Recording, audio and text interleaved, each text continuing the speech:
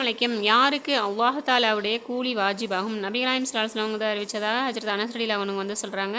கியாமத்து நாளில் வந்து அனைத்து மனிதர்களுக்கும் கேள்வி கணக்கு கேட்பதற்காக வேண்டி வரிசையாக நிற்பாங்க. அப்போது வந்து ஒரு கூட்டத்தினர் வந்து தங்களுடைய கழுத்துகளிலே வாட்களை தொங்க விட்டவர்களாக வருவாங்க.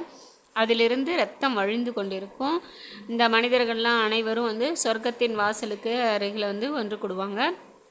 அப்பொழுது கேட்கப்படும், இந்த மனிதர்களெல்லாம் யார் என்று. இதற்கு இவர்கள்லாம் வந்து ஷஹீதுடைய கூட்டம் இவர்கள் என்று பதில் சொல்லப்படும்.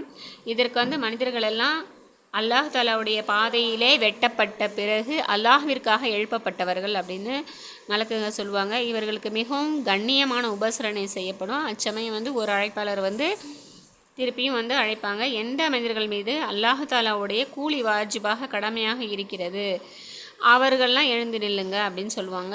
இன்னும் சுவனத்திற்கு செல்லுங்க அப்படின்னு சொல்லுவாங்க. இன்னும் வந்து இதே விதமாக 2ஆம் முறையாகவும் வந்து ஒரு மலக்கு அழைப்பாளர் வந்து அழைப்பு விடுப்பாங்க. எந்த மனிதர்கள் மீது அல்லாஹ் தாலாவுடைய கூலி கடமையாக இருக்கிறதோ அவங்கெல்லாம் எழுந்து நில்லுங்க, இன்னும் சுவனத்துக்கு செல்லுங்க அப்படின்னு சொல்லுவாங்க. அப்பொழுது கேட்கப்படும், இந்த மனிதர்கள்லாம் யார்? இவர்கள் மீது அல்லாஹுடைய கூலி வாஜிபாக இருக்கிறதா என்று கேட்பாங்க. ஆமாம், இந்த மனிதர்கள் மற்றவர்களுடைய தவறுகளை மன்னித்தவர்கள், ஆதலால் இவர்கள் மீது அல்லாஹ் தாலாவுடைய கூலி வாஜிபாகிடுச்சு அப்படின்னு சொல்லுவாங்க மலக்குங்க. இதற்கு பிறகு 3ஆம் தடவையாக வந்து அறிவிப்பு செய்யப்படும், எந்த மனிதர்கள் மீது அல்லாஹ் தாலாவுடைய கூலி கடமையாக இருக்கிறதோ அவங்கெல்லாம் சொர்க்கத்துக்கு நுழைஞ்சிருங்க அப்படின்னு நபிகளாயம் ஸல்லல்லாஹு அலைஹி வஸல்லம் அவங்க சொல்லியிருக்காங்க கூறுவாங்களாம். இதற்கு வந்து பின்னர் வந்து ஜனங்களில் வந்து ஒரு குறிப்பிட்ட தொகையினர் வந்து கேள்வி கணக்கின்றி சொர்க்கத்தில் நுழைந்துடுவாங்க. நூல் வந்து தஃப்ரானி.